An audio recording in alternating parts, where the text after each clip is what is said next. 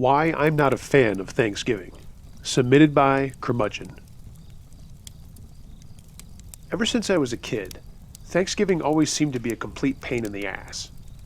If we were traveling to other parts of the family, or I had people at our house, no matter where we had Thanksgiving, crazy shit always went down. Most of it at our house. My dad's half-brother was a mess. I'll call him Uncle Fred for this story. Uncle Fred was always in trouble with the law and was a serious drug addict. At first, he was just a pothead, and as kids we would laugh at all the funny things he would say when he was high. But as time went on, he got into much harder things, and the times we would get together were crazy. It got to the point where my mother started to ask my dad to not invite him for safety reasons. But my dad would always fight with her, and Uncle Fred was always part of the holidays. I think that's because my dad's mother was getting more frail, and he didn't want to deny her seeing her son even though he was a mess. I remember one time when I was in high school, he showed up at Thanksgiving with his new girlfriend, who was very pretty, but also a mess. She was also a drug addict, and that's probably how they got together. I don't know what they were on, but they were definitely on something, and it was making the afternoon uncomfortable for everyone else. The crazy stuff coming out of his mouth turned into fairly violent talk, and everyone was nervous that he was going to do something. I can't remember what started the fight, but they were talking as adults do, and my father or my other uncle said something that Uncle Fred didn't like. At first, his girlfriend tried to calm him down, but my father finally took him by the arm and said, "Hey, Fred, I need to talk to you about something in the kitchen." Now that I recall it, it was my other uncle who had said something, and my dad was trying to defuse the situation. Uncle Fred's girlfriend saw my dad pulling him by the arm gently and flipped out. She thought my dad was going to hit him or something, and she started screaming at the top of her lungs all kinds of swear words and threats to my family. It was such a swing of mood that none of us even knew what to say. My dad just continued to pull Fred into the kitchen, but after a moment, we heard stuff smashing. Uncle Fred was picking up dishes and glasses and just throwing them at the wall. He wasn't saying anything or yelling anything. He was just breaking stuff. My dad finally got him in a bear hug, and we all kind of ran over to see what was happening. My dad just calmly said, "Fred, it's time for you to leave." His girlfriend was still going crazy and started to push her way into the kitchen. My mother turned to her and said, "Hang on, let's just calm down." And the girlfriend full-on slapped my mother in the face. This set everyone off. My mother and aunt grabbed her by the arms and started dragging her to the front door. This girlfriend was kicking and screaming and swearing at everyone, saying she was going to come back and burn our house down and kill us all. Uncle Fred wasn't saying anything. He was just standing there with this funny look on his face. My dad finally said, "Fred, you really need to go." Fred started to apologize about the dishes and losing his cool. My dad said, "Look, don't worry about it, forget it, I'll take care of it." Meanwhile, my mom and aunt had thrown the girlfriend out, and my uncle followed. Later that night, after everyone else had gone home and it was just me, my sister, and my parents, the phone started to ring, and it was Fred's girlfriend just screaming. Whoever answered the phone hung up, but she continued to call back over and over.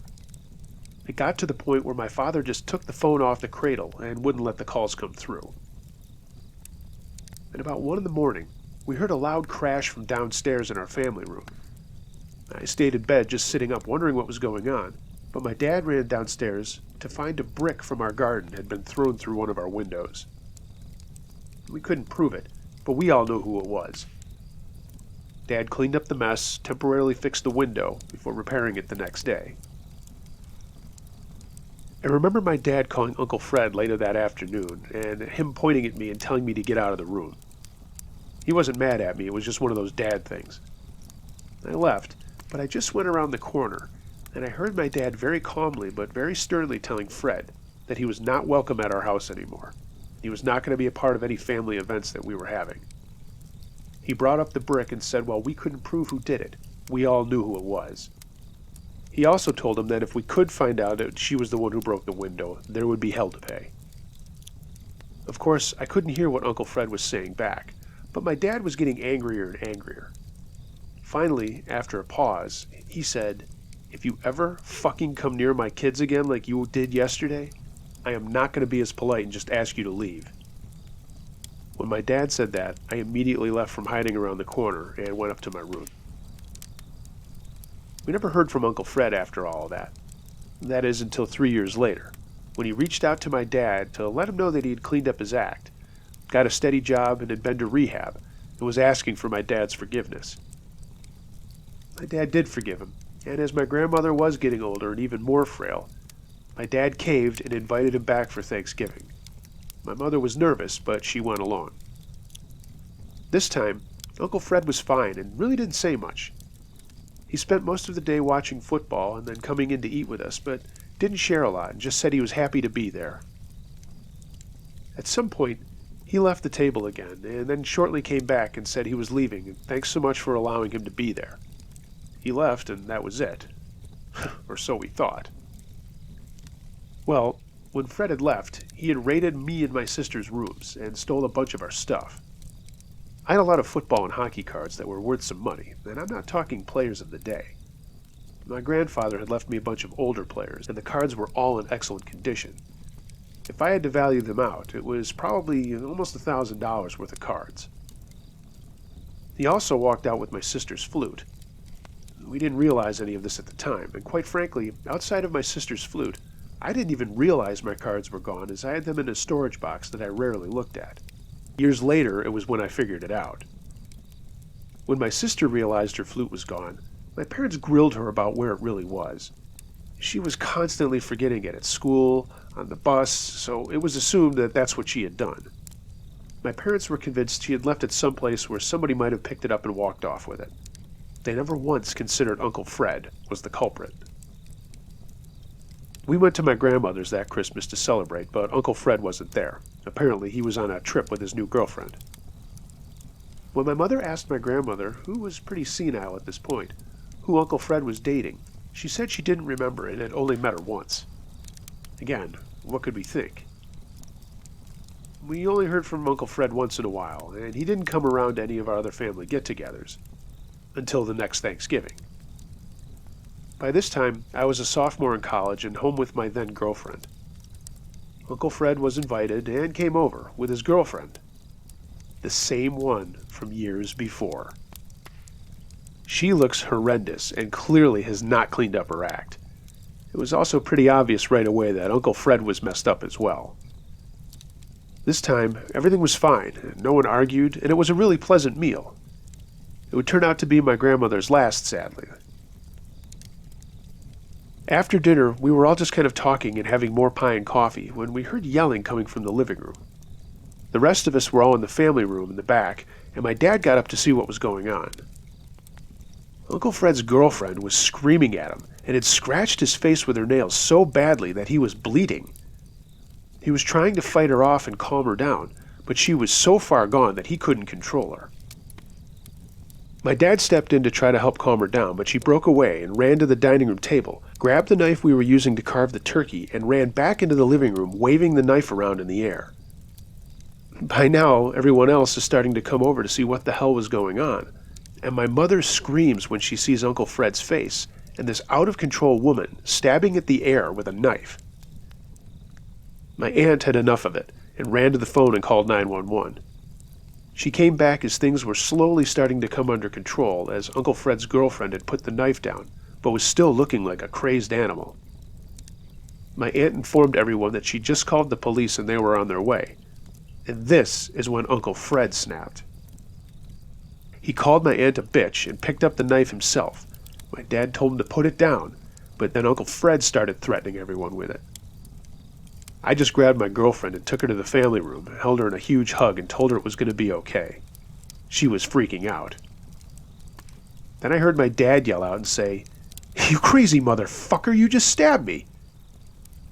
Now my mother is screaming, my aunt is screaming, and my other uncle has now literally punched my uncle unconscious. This, of course, sets off crazy girlfriend who just runs out of the house. My dad is checking out his arm where he'd been stabbed and was clearly going to need stitches, so my aunt and uncle helped him wrap his arm up in a towel to take him to the emergency room. My sister was in the family room with me and my girlfriend, and she was crying her eyes out, and of course you can see why. But this is where the train really went off the rails. Before my uncle and father can leave to go to the hospital, crazy girlfriend comes back into the house with a .38. The look in her eyes was terrifying. I had left my girlfriend and sister back in the family room and was talking to my uncle and dad before they left, so we were all kind of standing in a hallway. Uncle Fred's girlfriend starts firing the pistol at us from the door. Thank God she was not only a lousy shot, but obviously messed up because nothing hit home. But I'll tell you what, if you've never heard a firearm being shot in an enclosed area like a house, holy God, is it loud. Everyone at this point is either screaming or yelling and freaking out. Uncle Fred is still lying on the floor, completely unconscious, and crazy girlfriend screams that she's going to come back and kill all of us, just like she had years before. She runs out of the house into the front yard, right into a police officer who was checking out what was going on. He obviously had heard the shots, as did our neighbors who had come out to see what the hell was going on. The officer got the girlfriend down on the ground, and she was swearing at him, saying she was going to kill him too.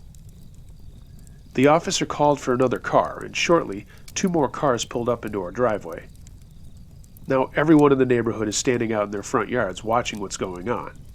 The police called an ambulance for my dad, despite my uncle saying that he could take him to the hospital. My mom went with my dad, my aunt and uncle stayed with us, and Uncle Fred was also hauled off after we had told the police what had happened. It felt like they were there forever asking us questions, but it probably wasn't that long looking back. Finally, things calmed down, but we were going to have to proffer charges the next day if we wanted anything to be done. And of course we did. My girlfriend lived in a city about an hour and a half away, and I told her that I was going to take her home, and she wanted me to stay with her for the rest of the weekend. I told her I really couldn't do that without talking to my parents first to make sure they might need me around or not. She was just scared and I wanted her to be safe, so I figured I would take her home. I ended up driving her home that night and then driving back after talking to her parents about what had happened. I later found out that the mother was the reason we broke up. She said she didn't want her daughter around crazy people like my extended family. And now that I look at it, I don't blame her. We lasted for the rest of that school year, but that was it. There was always an issue between us again. And again, I don't blame her. Uncle Fred went to jail, and we found out he also had 2 warrants out on him for drug-related charges. So much for him cleaning up his act. My dad had had enough and pressed charges on the stabbing. Fred did go to jail for a few years, but I know he was released. It doesn't matter. I've never seen him since, and he could be dead for all I know. His crazy girlfriend was also charged with all kinds of things that I would actually probably have to take an entire page to write out. I won't bore everybody with that. But what I will say is part of her defense was that she was on some drugs that made her temporarily crazy. It actually worked, and she was sent to a medical institution until they determined she was fit to stand trial. That never happened, and as far as I know, she's still in that place. Quite frankly, who knows? Maybe it did make her snap, but I guess that's making excuses for poor behavior. Other crazy stuff happened on Thanksgivings to follow in the next few years, but nothing that scary or that messed up. One year, my sister had her car stolen on Thanksgiving evening, and my mother had a heart attack a couple of years later on Thanksgiving morning. So, yeah, there's a reason why I really don't care about Thanksgiving as much as everybody else. I like being together with my family, but that day just always reminds me of the nuttiness of the holiday. I think I'm pretty justified as to why I feel that way.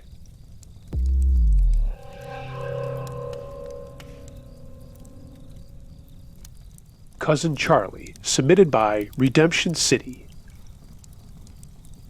My junior year of college, I met a girl who would become my girlfriend for the next few years of my life. I will call myself John for this story, and my girlfriend Jill, just to protect the names of the innocent, etc., etc. Not that anything terrible happens in this story, but I just want to keep everything on the up and up. We had met in the spring before this happened, and kept in touch over the summer before deciding to become an item when we returned for our junior year. As the semester went on, she asked me if I would like to meet her family over Thanksgiving. I had plans with my family, but it was going to be in roughly the same town where she lived. We didn't live in the same city, so I thought this was going to work out awesome. I'd get to see my family, and then hopefully make a decent impression on hers.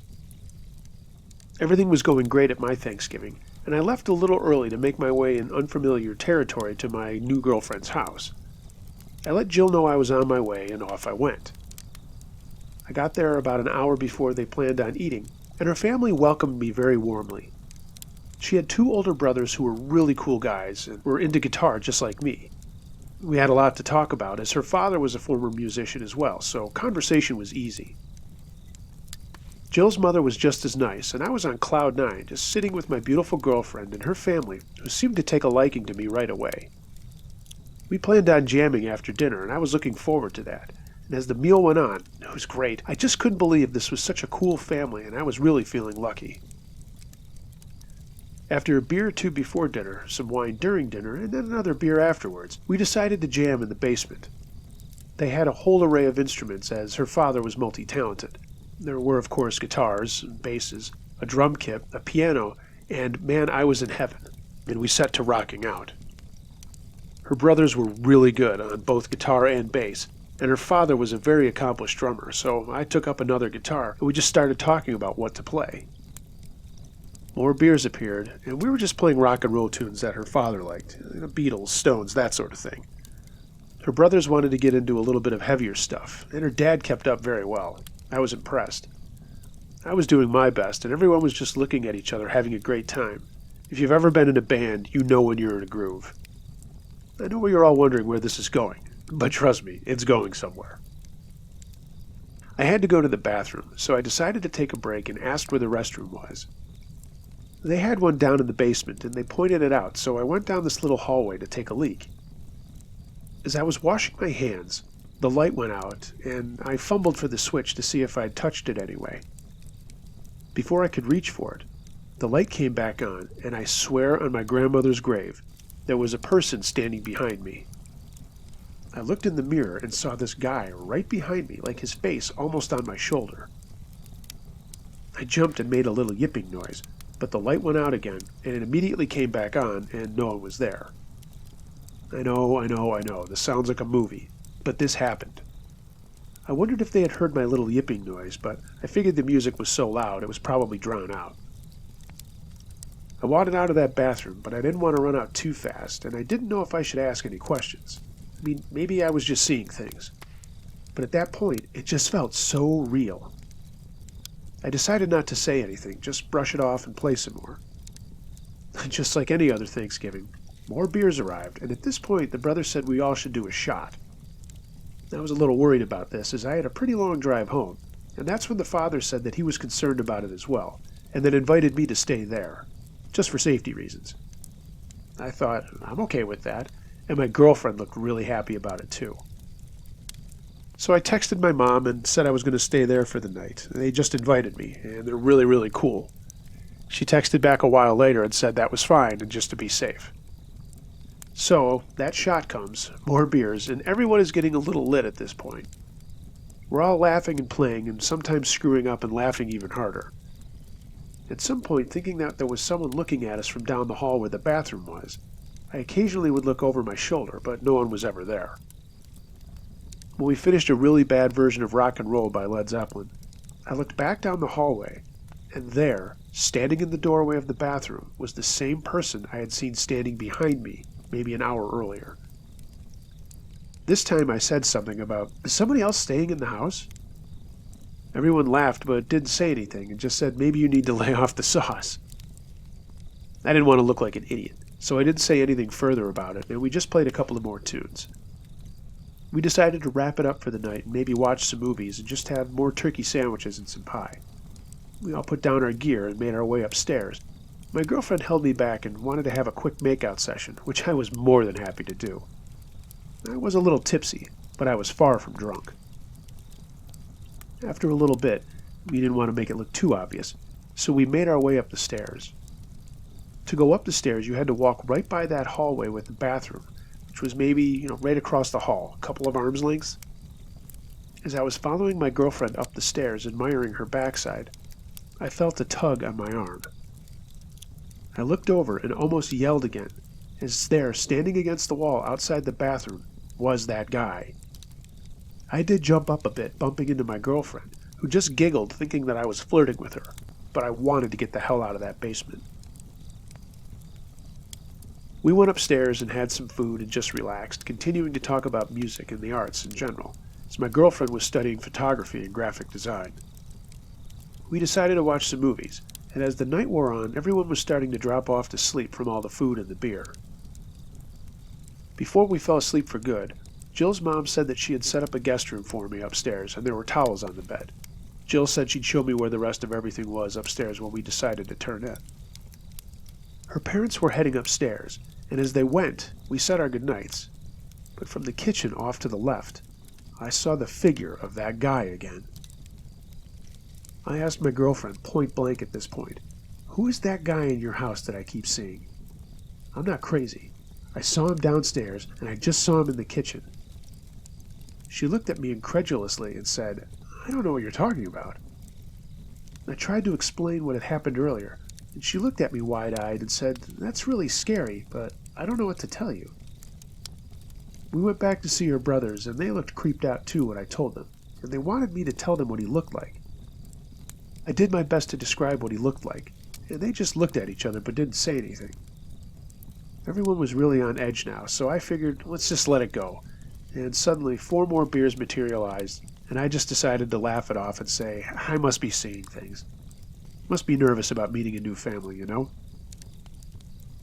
Well, we decided to turn in after my girlfriend and I were left alone downstairs and had some more fooling around time. She showed me to my room and where the bathroom was, and we kissed again and said goodnight. When I lay down in my bed, I looked at my phone for a few minutes before really succumbing to the sleep that I needed. At about 2 in the morning, I woke up with kind of a start, freaked out, not remembering where I was. When it came to me that I was at my girlfriend's house, I was like, oh yeah, that's right. And I turned my phone light on to see what time it was. In the glow of the phone, right next to the bed, kneeling right near my head, was that guy. This time I did yell out, because I was going nuts at this point. When my phone light went off, and before I could turn on a light, the door opened and Jill and her mom were standing there. They flipped on a light, and of course, there was no one else in the room with me. They asked if I was okay, and again I told them about this guy, and I told them that I couldn't have been imagining it at this point. As we all kind of stood there talking, I looked over Jill's shoulder at a composite picture of her family with all of her aunts, uncles, cousins, and grandparents. I recognized one of the photos as the guy I kept seeing. I pointed right at him and said, "That's the guy, right there. I keep seeing this guy at your house." Jill and her mom looked at each other and shook their heads. Jill said, "That's my cousin Charlie. He's in the army, stationed overseas. He's in Germany right now." I just shrugged and said, "I don't know what's going on, but I tell you, I keep seeing this guy here." She tried to make a joke of it, and I realized that I looked like I was going bananas. It wasn't going to help anything, and I certainly didn't want this family to think I was crazy. So I chalked it up to, well, maybe I was just having a dream. I must have looked at that picture earlier, or maybe another one in the house, and it's just sticking with me. Everyone smiled and went back to bed. And the next morning we were having some breakfast, and now I was getting chastised for seeing a ghost in the house. I was taking the ribbing good-naturedly and just enjoying a cup of coffee. The phone rang and Jill's father answered it. He had a long, quiet conversation on the phone before returning to the dining room table. And when he sat down, Jill's mother immediately asked what was wrong, and he said that it was his brother Harry on the phone. His son, their cousin Charlie, had been in a car accident the day before and had lost his life. This would have been right around the time I first caught a glimpse of him in the bathroom mirror. My face turned beet red as the entire family looked at me with eyes as wide as saucers. I shrugged and said, "I don't know what else to say. I was convinced that I saw someone here." I wasn't wanting to make a huge scene out of it, but everyone started talking about how bad they felt about Charlie and what a wonderful guy he was. I started feeling really awkward and kind of motioned to my girlfriend that I should probably get going at this point. I thanked everyone for having me to their Thanksgiving celebration, and everyone was really nice to me as I got my things together and made for my car. I told Jill I'd call her later, and I'm sorry if I disrupted anything in the family. And she said absolutely not. They like you very much. I drove home thinking the entire time about what I had seen, that I knew I had seen. But why had their cousin chose me to be the one to appear to? I still think about that even though I haven't spoken with Jill or her family in a few years. We're friends on social media, but I would feel like a total asshole if I brought it up, so I try to just let it go when I do think about it. Happy Thanksgiving, everybody.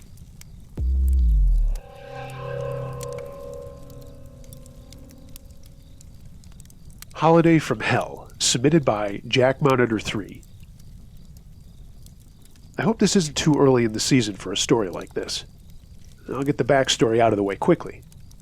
My wife left me and my daughter when she was only 4 and I was 30. She couldn't handle the pressure of being a parent and growing up, so she just up and left one day. Barely an explanation. Moved out of her duplex and filed for a divorce. She wanted no custody, no property, nothing. She came back to get all of her stuff, packed up her Jeep Cherokee, and took off. Not knowing what else to do, I agreed to the divorce, and the court proceedings were smooth as she didn't show up to anything and agreed to everything I asked for. Nothing else was smooth, though. I was more than upset, but I was focused on taking care of my angel, so I handled my personal stuff with counseling because I knew she really didn't understand what was going on. Her parents were beside themselves and begged me to still let them see their granddaughter. Of course I said okay. I was amazed how quickly my daughter got over it, though. You see, even when my wife was around, she wasn't really there. She did the bare minimum of taking care of our daughter. Feedings, changing in baths, sure, but that was it. She would park her in front of the TV, and that was about it. I was working 2 jobs and would come home and ask why they weren't outside on a walk or at the park or whatever, as the days were really awesome. If the weather was good, why they were staying inside. My ex would just say she wasn't feeling good. A long way down the road, I would find out that she was depressed, and I think Xanax or something became a bigger role in her life than she had expected, but now was on it all the time. After not hearing from my wife for nearly 3 years, my in-laws told me she was living on the West Coast with some guy she had met, but I stopped them right there. I didn't want to know any more than that. I got a postcard in the mail addressed to my daughter. It just said, soon, and had a heart underneath it. The card was postmarked Dos Palos, California, but wasn't signed. I did, however, recognize my wife's handwriting. I broke out my U.S. Atlas and looked it up. A city about halfway between Fresno and San Jose. I just shook my head and called my in-laws. They hadn't heard from her in a few months either, so they also thought it was odd. My mother-in-law said she'd try to reach out to her, and I just got on with things at home. Thanksgiving was coming up in a couple of weeks, and I was taking my daughter to my parents' house about an hour away in Des Moines. We lived outside of Cedar Rapids when this happened. The night before we made the trip, we were planning on staying for a couple of days so my angel could see my mom and dad for a while. She loved staying with them then, and still does now. As she's considerably older, I still love that. We had a great time. My dad and I got to watch football all day. I remember Dallas beating Detroit. And my brother and sister-in-law were there with their 2 kids. It was just a nice holiday. I had my daughter call my in-laws, and all was right with the world. We stayed until Saturday, just relaxing and doing some shopping. Good family time. When we got home Saturday afternoon, I knew right away something was very, very wrong. When we got out of the car, I noticed that the back door to our duplex had been damaged. More than damaged. It had been kicked in and then hastily closed some time after that. I was torn between going inside with my daughter and knowing that this wasn't right, so I got back in the car with her and took her to my best friend's house, who happened to be home with his fiancée, thankfully. I left her there, and my best friend went with me back to the house after I told him what I had seen. On the short drive over, I was trying to figure out if someone knew that I wasn't home and figured they'd rob the place. Not like I had tons of stuff that was worth lots of money, but I did have a number of handguns and rifles locked in my safe. Wishing I had my .45 on my hip, I went inside with my friend right behind me. The kitchen was fine, and so was the adjoining dining room. The living room was basically destroyed. Everything had been turned over, all the drawers had been opened, and my TV smashed. We stood looking over everything and remained quiet, both of us thinking or wondering if someone was still in the house. My gun safe was in the basement, so I took a chance to go down there before I checked the upstairs. The basement was fine, but I could tell someone had tried to get into my safe. So immediately I thought, okay, someone's looking for my weapons. I opened the safe quickly, holstered my .45, and handed my friend my Remington 870. We were taking no chances. We slowly went back upstairs, trying to be as quiet as possible, but in the back of our minds we knew if anyone was in the house, they would know we were already there. I yelled up the stairs, "If you are in my house, we are armed and will not hesitate to shoot. I'm giving you 60 seconds to come downstairs now." We sat and waited and heard nothing. We went up the stairs, and I immediately went into the bathroom that was at the top. No one was in there, and nothing was wrong. Good start. I checked my daughter's room first, and everything in there was strewn about as well. I couldn't tell if anything had been taken, but there was stuff all over the place, and I knew that we had left. A part of our agreement to stay long at Grandma and Grandpa's was my daughter had to help straighten out her room, and she had. I went into my bedroom while my friend checked my daughter's closet and under the bed, and I did the same in my room, which was also destroyed. All the drawers open, stuff had been thrown everywhere, but again, no one was in the room. The last room we checked was my little office area that I kept my Amiga in, and it was also a spare bedroom. Again, no one was there, but my computer was gone, along with the extra cordless phone for the house. We both breathed a sigh of relief, and I went downstairs to find the other cordless to call the police and let them know we had a break-in. When I picked the line up, though, it was dead. I thought that was odd because the phone did turn on, but there was no dial tone. My friend offered to run outside, and sure enough, just like in the movies, the phone line had been cut. I closed the back door as best I could and drove to the police station. This was 1991, and I was nowhere near owning a cell phone at that time. We got to the police station, and I made a report and was sent back to my house with an officer.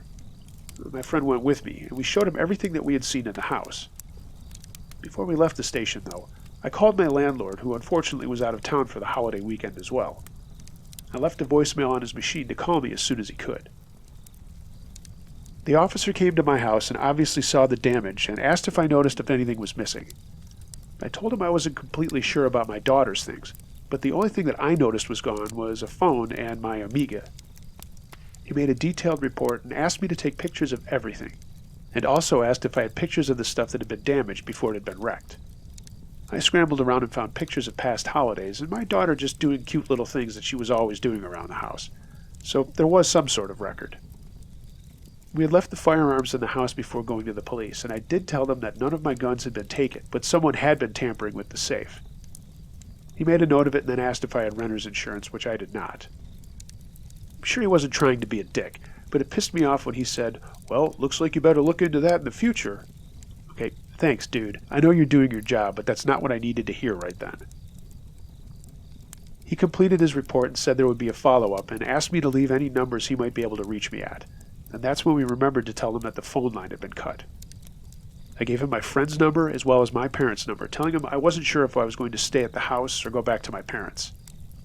He said, "Thanks for the information, and I'm really sorry to see this happen. I hope the rest of the weekend goes well." He said he'd be in touch, and left.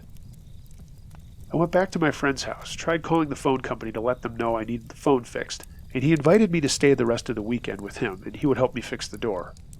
But something about this whole thing just didn't sit right with me. It dawned on me that this seemed to be a semi-inside job. My gun safe is pretty hidden away under the stairs in my basement, and I usually keep a heavy blanket over the front of it with some boxes at the feet of it and on top to give the illusion that there's nothing there but stuff stacked up. Whoever broke in knew that those guns were there. It was then that I remembered the postcard from Dos Palos. I immediately decided to take my daughter back to my parents' house, then come back and fix the back door and wait out the phone company, hoping that this warranted an emergency service trip. Likely not, but I was willing to take the chance. I also, in the back of my mind, was planning on taking that Monday off before getting my daughter back to see if the police would be back and if anything else needed to be taken care of. Plus, I wanted to clean the place up and not freak out my daughter, who was now at the age where she would know something was wrong. I called my parents and told them what had happened and that I was bringing them my daughter back, and they were very angry and upset for me, but happy to be taking care of her. I said I was running back to the house to secure the door a little better, grab some more of my daughter's stuff for the next trip, and just make sure that everything in the house was locked up. I didn't know why I thought I should do that last one, but at this point I was taking no chances. It was about 6 in the evening when I went back, and I immediately went to the basement, unlocked the safe, and holstered my .45 again. I was taking it with me, and that was legal as I do have a full carry permit. I checked all of the windows in the house, got another bag out, and got more stuff for my daughter, and as I was just finishing up, I heard noise coming from the kitchen. I froze. I waited and listened and could hear 2 low voices talking. I immediately shut the light off in my daughter's room, and the rest of the house was dark now. Her bedroom door was the second closest to the stairs outside of the bathroom, so I braced myself in the doorway and again waited. I could hear whoever was in the kitchen now walking into the living room and stopping to talk again. I couldn't help notice that one of the voices was my ex-wife's. My heart was thumping 1,000,000 miles a minute. What was she doing here, and who was she with? As I heard the 2 of them start to come up the stairs, I had my .45 pointed directly down the hallway. They had a flashlight and had not turned on the hallway lights as they made their way up. The moment I saw the first shadow reach the top of the stairs, I switched on the light in my daughter's room and yelled, "Get the fuck on the ground!" The shadow, which turned out to be my ex-wife, gave out a scream and tried to go back down the stairs but ran into whoever was standing there. I couldn't have just shot a round off, as the bullet would have gone into my neighbors next door at the duplex, but I yelled again to get the fuck on the ground and called my wife by name. She slumped into the wall into a ball and started crying. Now the footsteps down the stairs made their way quickly through the living room, through the kitchen, and out the back door. I didn't know what to do. I was standing there pointing a gun at my ex-wife, who was crying her eyes out and looked like shit, and I have no phone to call anyone for help. Thankfully, the walls of the duplex were pretty thin, and I've kept the pistol trained on my ex-wife, not knowing what she was capable of or if she had any weapons of her own, but I started banging on the wall above her head as hard as I could with my other hand. I actually broke through the drywall, and thank God my neighbor's wife was home. She started yelling at me, saying, "What's going on over there?" in a muffled voice, and I screamed for her to call the police and don't ask questions, just call the police. She did, and about 10 minutes later I heard someone at the back door yelling, "Police!" But during that 10-minute trip, I kept asking my wife what the fuck she was doing there and why she had done any of this. She wouldn't say anything, she just kept crying and crying. I was losing my shit and now screaming at her. The police obviously heard that, and after announcing themselves and me yelling back, "I have a woman at gunpoint who broke into my house, at the top of the stairs. I am armed." They said to back away from her and place my gun on the floor in front of me and then back up farther. I said okay. They came up and assessed the situation immediately, got my ex-wife to her feet, and led her down the stairs. Another officer came back up, nodded his head at me, and picked up my .45. There were tons of questions, of course. By this time my friend had come back, wondering where I was, but the police wouldn't let him in. More officers showed up, and I told them that my friend was with me when we first discovered the break-in, and he might be able to shed some light on things as well. My ex-wife was taken to the station for her questioning after they grilled her in the backyard of my place, but she wouldn't say anything. At first, she didn't even acknowledge when they read her rights.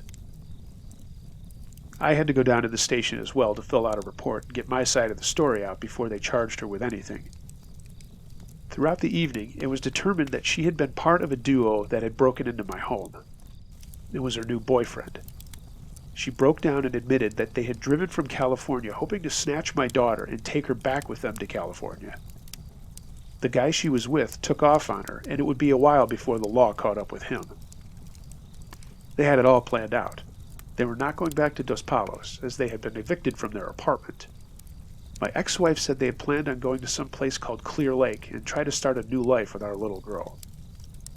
Suffice it to say, this did not happen, and my little girl stayed with me safely. My ex-wife was charged with breaking and entering, damage to property, theft of property, and another bunch of things, but the most important charge was conspiracy to commit a kidnapping. For that, after a lengthy and bothersome trial, she was convicted and received 12 to 35 years for the conspiracy. She ended up doing 20 years of it and was let out in 2012. I believe she's still on parole, or probation, whatever you call it. I know she has tried to contact my daughter, but my daughter wants nothing to do with her. I waited until she was 18 years old to tell her the full story of what happened that night. Basically, after she abandoned us, she went to California and became a junkie and fell in with some really rotten bums. One of them was the guy she was dating, who convinced her to kidnap my daughter. They were both so strung out, they thought it was a good idea, and thought I would be home alone with my little girl on Thanksgiving. Thank God we had gone to my parents'. My in-laws were also blown away to know that she and this guy had come into town a week earlier and had been watching their house too, to see if we would show up there for Thanksgiving. This has been a long one, I know, and it's taken me quite some time to write it out. I'm not the best typer in the world. After all this went down, I took a job in Des Moines and we bought a new house out there. Like I said in the beginning, I know this is early in the season, but feel free to use it whenever you like. I hope everyone has a wonderful and safe Thanksgiving. But one interesting thing about all of this is that it brought my in-laws and my family together.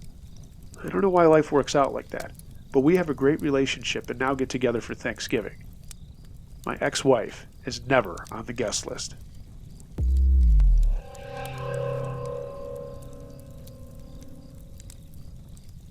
Thanksgiving with Husband's Family by Just Laney. My first Thanksgiving with the family of my soon-to-be husband. It was in a house that was completely full of guests, and the toilets had been working overtime. No one told me that. It was a gorgeous formal dinner with copious toasting and rich, dreamy food. My body was a running machine in those days, and I was consuming mostly healthy food leading up to this moment. Well, 30 minutes after lunch, I began to feel very uncomfortable. Very. So I snuck off to one of the guest bedrooms upstairs, which, unfortunately for me, was located directly above the library where everyone had gathered to digest. After I began to feel some relief and started to feel human again, the toilet decided that I was the person, and this was the moment, to stop admitting new contents altogether. As I flushed, there was a discernible pop, gurgle, and then a volcano of waste and water began to saturate the floor. After what seemed like an eternity, I managed to turn the water off at the source and was left standing in a 2-inch lake of shit.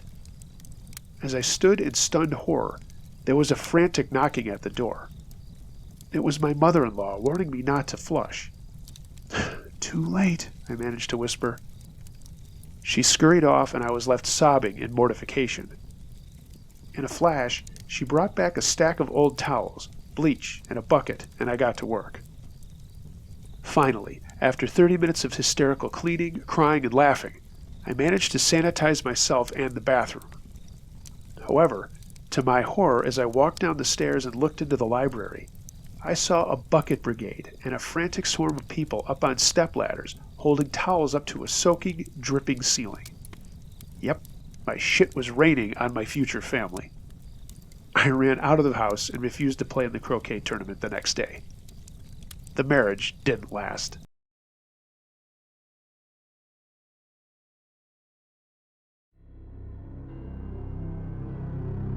Hey gang, thanks for listening. Hope you enjoyed this special edition of Uncle Josh's True Scary Stories. Thanks for all the subscribers who sent these in over the past couple of months.